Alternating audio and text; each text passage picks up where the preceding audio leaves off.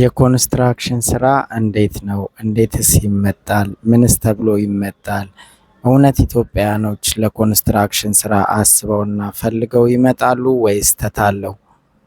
በማይሆን ደላላ ተታለው ይመጣሉ ወይስ ፈልገውት ስራውን ወደው ነው የሚመጡት?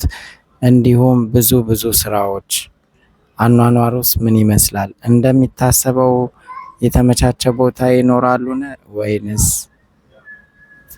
እናየዋለን። ሁሉንም በቪዲዮ ተመልከቱ። እስከ መጨረሻው ድረስ አብራችሁኝ ተከታተሉ።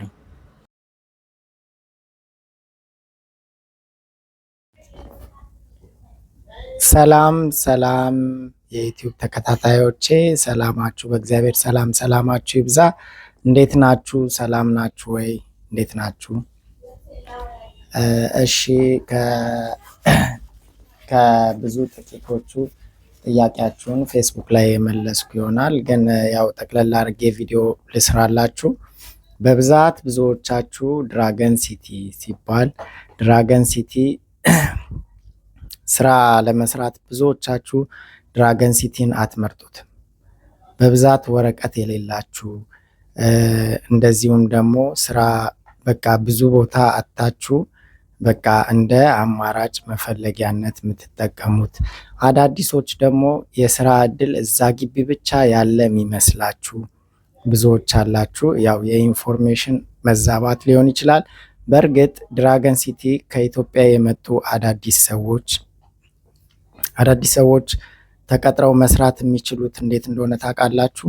ቋንቋም ምንም የማይችሉ አዳዲስ ሰዎች ይመጣሉ።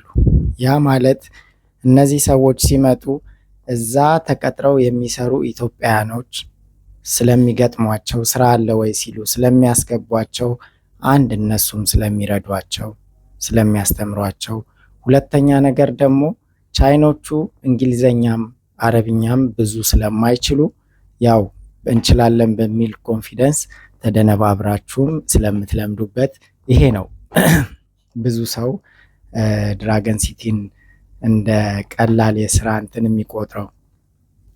ሰዓቱ ስለ ደሞዙ ትላላችሁ ብዙዎቻችሁ። እኔ ፌስቡክ ላይ የስራ ማስታወቂያ ብዬ ስለቅላችሁ ምንድነው ማደርገው? ስልክ ቁጥር የሚያስቀምጡ ካሉ ከነ ስልክ ቁጥራቸው፣ ስልክ ቁጥር የሚያስቀምጡ ከሌሉ ብዙዎቻችሁ የስልክ ቁጥሩ የታል ትሉኛላችሁ፣ ስልኩ የታል ትላላችሁ። እኔ ከነሱቁ እንፈልጋለን ብለው የሚለጥፉትን ከነንትኑ ነው ማነሳላችሁ። ከነሱቅ ቁጥሩ ሳነሳላችሁ እናንተ መታችሁ ሱቅ ቁጥሩን ፈልጋችሁ አፕላይ ማድረግ ነው እንጂ ያለባችሁ የሰዎቹን ስልክ ራሳቸው በፍላጎት። አሁን ብዙዎቹ እዛ የሌሉ ቻይናዎች በዋትሳፕ ኢንተርቪው አድርገው መቅጠር ስለሚፈልጉ ቁጥር ያስቀምጣሉ። እዛ ካሉ ደግሞ ማናጀር ያላቸው ይኖራሉ። ነባር ሰራተኞችም ካሉ እነሱ እንዲቀበሏችሁ የሚያደርጉም ስላሉ በብዛት ቁጥር አይለጥፉ እና ቁጥራቸውን ስጠን ለምትሉ ብዙ ጊዜ ፌስቡክ ላይ ሰርች የላችኋለሁ።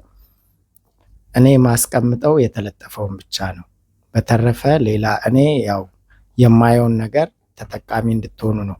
ብዙዎች እየመጣችሁ ስራ እያላችሁ ስትዞሩ ስለማይ ያንን እንድትጠቀሙበት የስራ እድል የሀገሬ ልጆች እንድትጠቀሙ ነው እንደዛ ማደርገው። እንደገና ሁለተኛ ነገር ደግሞ ከኢትዮጵያ አያመጡም ወይ ለምትሉ ሰዎች መምጣት ከፈለጋችሁ እንትናቸውን ዌብሳይታቸውን እሰጣችኋለሁ። ተጻጽፋችሁ መምጣት ትችላላችሁ። ግን ያ መሆን የሚችለው ስትመጡ ከኢትዮጵያ እነሱ ካመጧችሁ ደሞዛችሁ ትንሽ ነው የሚሆነው። በአነስተኛ ደሞዝ ነው የሚቀጥሯችሁ እና ያንን ይሁን ሀሳባችን ነው ምናምን ለምትሉ ደግሞ ተጻጽፋችሁ መምጣት ለምትችሉ ሰዎች ዌብሳይታቸውን ለቅላችኋለሁ። እዛ ላይ አፕላይ ማድረግ ትችላላችሁ። እንደገና በብዙ ዘርፍ ኢትዮጵያ ያላችሁ ሰዎች ደግሞ በብዙ ዘርፍ ስራ እንደዚህ ከኢትዮጵያ ውጪ ላሉ ሀገሮች አፕላይ ማድረግ የምትፈልጉ ኦንላይን እንትኖች አሉ፣ ኦንላይን አፕሊኬሽኖች አሉ። እነሱ ላይ ገብታችሁ ሲቪያችሁን በመላክ ለምሳሌ ደና እውቀት ያላችሁ ትምህርት ያላችሁ እንደ በኮንስትራክሽን ዘርፍ እንደ ኤሌክትሪክሲቲ ሙያ ያላችሁ በብዙ ኮንስትራክሽን ውስጥ ብዙ አይነት ፊልድ ነው ያለው አይደል? በእንደዛ ያላችሁን ሲቪያችሁን በመላክ እንደ ነርሶች ምናምን እንዲህ እውቀት ያለው ተላልኮ ነው የሚመጣውና በነዛ አፕሊኬሽኖች ሊንኮቹን ሙሉዎቹን በሌላ ጊዜ ቪዲዮ ሰርች ማቀርብላችሁናል። በዛ ተጠቃሚ መሆን ትችላላችሁ። በተረፈ ደግሞ ወንዶች የካምፓኒ ስራ፣ ህንፃ ስራ ቀላል መስሏችሁ ብዙዎቻችሁ ለምን የፈለገ የቀን ስራ አይሆንም፣ ለምን እንዲህ አይሆንም ብላችሁ ትላላችሁ። አረብ ሀገር ሙቀቱ በጣም ከባድ ከሚባል በቃል ከሚገለጽ በላይ ነው። በጣም ነው የሚከብደው። እንዲህ እንደምናስበው እንደኛ ሀገር ሙቀት አይደለም። በጣም ከባድ ነው። ሰዓት ያውም የተወሰነ ሰዓት የሙቀት ሰዓት መንግስት አመቻችቶ ተቀንሶ ነው።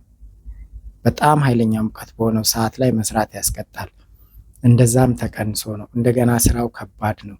እንደገና አኗኗሩ እንደምታዩት ነው። ይሄ እንኳን የባህሬን አይደለም። ዱባይ የህንፃ ስራ ውስጥ የሚሰሩ ኮንስትራክሽን ውስጥ የሚሰሩ ልጆች የሩም አኗኗራቸው እንዴት እንደሆነ ከነሱ ያመጣሁት ቪዲዮ ነው። ቀንጭቤ ተመልከቱት እስቲ። እሱን አብረን እንመልከት። ምን በራስህ ነዋ። ደላላው ግን ያለ ደላላው ግን ምንድነው ያለ? ግን ጥያት ጥናቢ ብስኩት ተምር ማሸግ ያለው ያንተ ቢጤ ማለት ነው። አሁን ለምሳሌ አንተ በላይ ወይ በሆነ ምክንያት ሰው ብታገኝ ልታመጣ ነው። አንተ አንደኛ ኃላፊነትና ሁለተኛ መጀመሪያ እነዛ ለጥቃ አንተ ኃላፊነትና ወስድ ማለት ነው። ብርም ታገኛለህ። እንደዛ አድርጎ ያመጣልሽ ነበር እሱ ዱባይ ነው። አይ ያንን የሶስት ልጅ እሱን እኔን ሌላ ልጅ ደግሞ አለ መሰለኝ። እሺ ከዛ እነዛን በሉኝ እኮ አለዛ ግማሽ ብር ሰጥቶ ግማሽ ብር እኮ ስልክ አጠፍብኛል። ኧረ እባክህ ወላሂ እኮ እንደዚህ ማይነስ ሰው አለ። ይሄ ቆሻሻ ለኛ ማለት ነው። እዚህ ባንዲ ለሚሰሩ ሰው ይጠፉ እኮ አለ። አካይ ነው አሁን አስቸጋሪ ነው። እኔ ወላሂ ላዝም ይተበል በቃ ቤተሰብ ግን ያው ማወቅ ያለባችሁ ነገር ደላላ እግዚአብሔርን ደላላነት ምናምን አይደለም። ስራው ፀሐዩ በጣም ይከብዳል። አሁን ያው ዛሬ አይታችኋል እንዴት እንደ ፀሐዩ ከባድ ነው። ስራው እኮ ማቀበል ይኸው እንዲህ ምናምን ነው። ግን ደላላው የሚሸውደው ምን ብሎ ነው? ብር ያጭበረብራሉ፣ ሌላ ነገር ይላሉ። እና ቤተሰብ ጠንቀቅ በሉ። በምታምኑት ሰው እርግጠኛ በሆናችሁበት ነገ ልትወቅሱት በምትችሉት ሰው እንጂ አትምጡ። አትምጡ።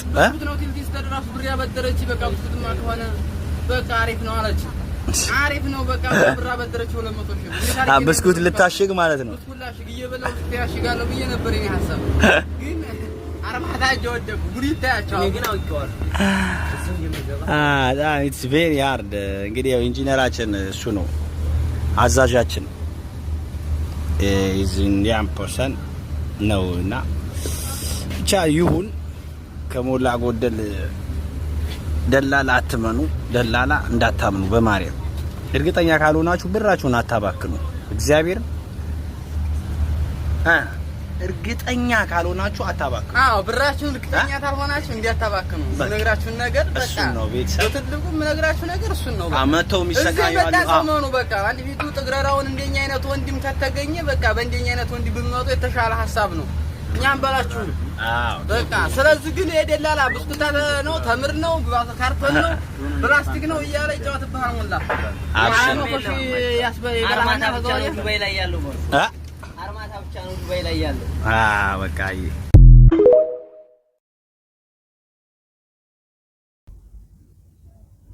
እንደምታዩት ነው እንግዲህ አኗኗሩ ይሄን ይመስላል። ከኢትዮጵያ ስትመጡ ልክ የራሳችሁ ኪችን፣ የራሳችሁ ሽንት ቤት፣ የራሳችሁ መኝታ ቤት ምናምን ነው ፊል አድርጋችሁ የምትመጡት አይደለም። ብዙ ነገርን ከግምት ውስጥ እያስገባችሁ ነው። ኢቭን ኢትዮጵያ የምትኖሩበትን ኑሮ ላትኖሩ ትችላላችሁ እዚህ ሀገር። በኮንስትራክሽን በካምፓኒ የምትመጡ ሰዎችን ነው የምለው። ኢትዮጵያ ላይ የአማራ አልጋ ላይ ልተኙ ትችላላችሁ፣ የአማራ ሽንት ቤት፣ የአማራ አየር ምናምን ብዙ ነገር።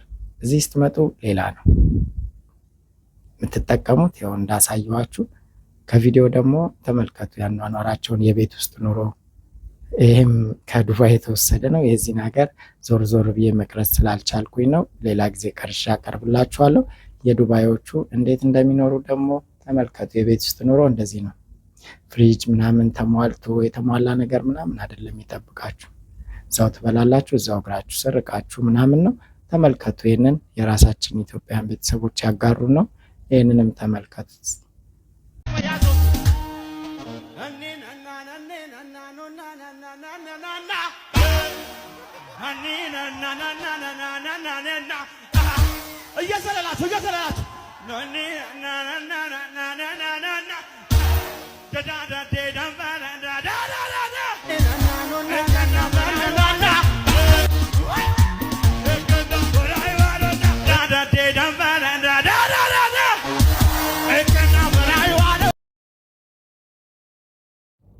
ይሄንን ዱባይ የምትመለከቱት እንግዲህ ከገለጽኩላችሁ የካምፓኒ ህይወት ማለት ይሄ ነው።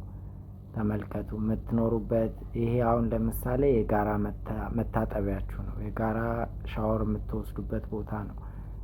ሩማችሁ በጣም ብዙ ከመሆኑ የተነሳ ይኸውላችሁ ልብሳችሁን እዚህ ላይ ነው የምታጥቡት። ዋሽንግ ማሽን ምናምን እንዳትጠብቁ። ይሄ ኮሽንግ ከምታጥቡበት በባሊ ውስጥ እያጠባችሁ የምታጸዱት እዩ። ምግብ የምታበስሉበት ደግሞ ብዛቱን እዩ። የምትገቡት ቢያንስ ወደ 50-60 የሚሆን አንዴ የምትገቡት በፈረቃችሁ ሙሉ ይሄ ነው የሚሰራው። እዚህ ጋር ኤሲ የለም። ሙቀት በላባችሁ እያላባችሁ እንደውም ከእጃችሁ ራሱ እየተንጠባጠበ ምግባችሁ ውስጥ የሚገባበት አይነት የሙቀት ሁኔታ ነው ያለው። በዛ ላይ ይሄ ሁሉ እሳት ኤሲ ሲመጣ መሞት በሉት። እዩት። ልብሳችሁ ደግሞ በር ላይ ተሰጥቶ ጫማችሁ፣ ልብሳችሁ ወደ ክፍላችሁ ስገቡ ደግሞ እናንተ የጠበቃችሁት ያ ቪላ እንዳይመስላችሁ አስቡት። የቀን ሰራተኛ ይኸውላችሁ ክፍላችሁ ነው። የምግብ የምትመገቡበት የሚቀመጠው እንደዚህ ነው። መኝታችሁ እዚህ ጋር ነው። ዩሲ ይሄንን ነው እንግዲህ እናንተ ምንም ቢሆን እንመጣለን ይሁን ብላችሁ የምትሉት ህይወት ይሄ ነው። መኝታችሁ ይሄ ነው። እዚሁ ትበላላችሁ፣ እዚሁ ትተኛላችሁ። በጣም ንጽህና ጉድለት አለ። አስቡት። በዛ ላይ ብዙ ነገር ነው ያለው ከምትጠብቁት በላይ። እስቲ ተመልከቱት። ይሄን ማደሪያችሁ ይሄ ነው የሚሆነው። እንግዲህ እዚህ ውስጥ 2 አመት ከምናምን ቆይታችሁ ምን ያህል ብር ይዛችሁ ነው የምትሄዱት?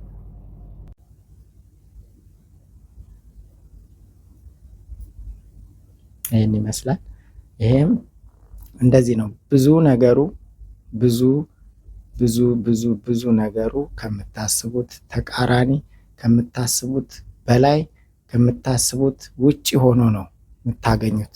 ምክንያቱም እኛ ከአገራችን ስንመጣ አስበን የምንወጣው የተመቻቸ ደስ የሚል ህይወት፣ ደስ የሚል ስራ። እኛ ቪዲዮ ስንቀርጽ ወይ የሆነ ቦታ ወጥተን እየተዝናናን ወይ እየዋኘን የሆነ ነገር ምናምን ቪዲዮ ስንለቅላችሁ በየጊዜው የዕለት ተዕለት ላይፋችን ያ እንዳይመስላችሁ። ሰርተን ወይ በወር አንዴ የምናገኛት እረፍት ነው የምትሆነው።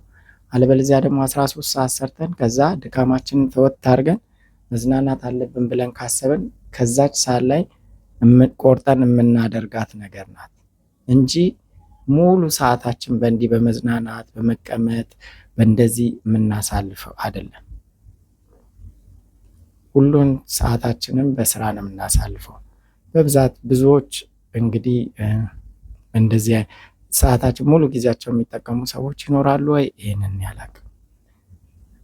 እኔ አሁን እንደ ተጨባጭ ከኢትዮጵያ እንደዛ መስሏችሁ ተወስውሳችሁ መሄድ አለብን ብላችሁ መጥፎ አይነት ሀሳብ ኖሯችሁ ማለት ልክ እንዲህ አይነት ኑሮ ነው የሚኖሩት እንደነሱ አይነት ኑሮ መኖር አለብን ምናምን ብላችሁ አይምሯችሁ ውስጥ ቀርጻችሁ እንዳትመጡ ለእናንተ ትምህርት ይሆናችኋል ብዬ ነው። ከኢትዮጵያ ወጥታችሁ እንደዚህ ኮንስትራክሽን ስራ ላይ ለመስራት ከምትሰማሩ ትልቅ ምክሬ ነው። ኢትዮጵያ ውስጥ ቲክታክ ወይም ዩቲዩብ ከፍታችሁ እንደምንም ለፍታችሁ፣ አገራችን በጣም ታምራለች። አሁን ላይ ያልታዩ ቦታዎች አሏት። ውጭ የሚኖረው ሰው በሙሉ የሚያየው ነገር የሰለቸው ነው።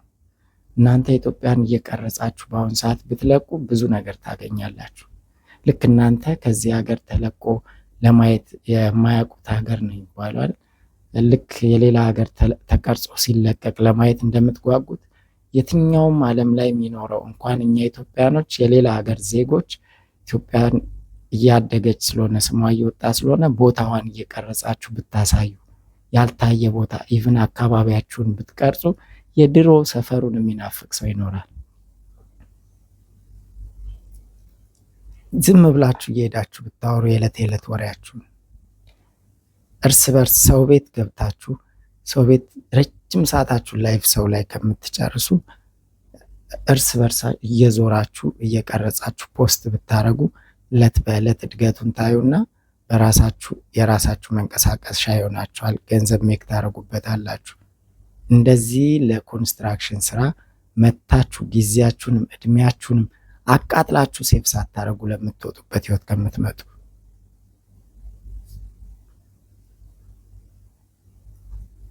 እና ይኸው ቪዲዮን አስቀምጥላችኋለሁ። ቪዲዮን ይሁንና ሐሳባችሁን አሁንም በፌስቡክ አጋሩኝ።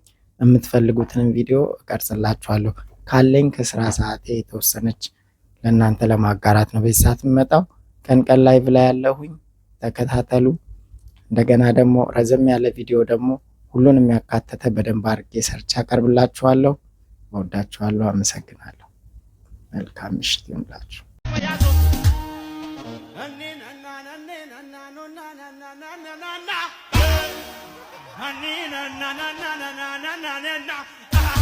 እየሰለላችሁ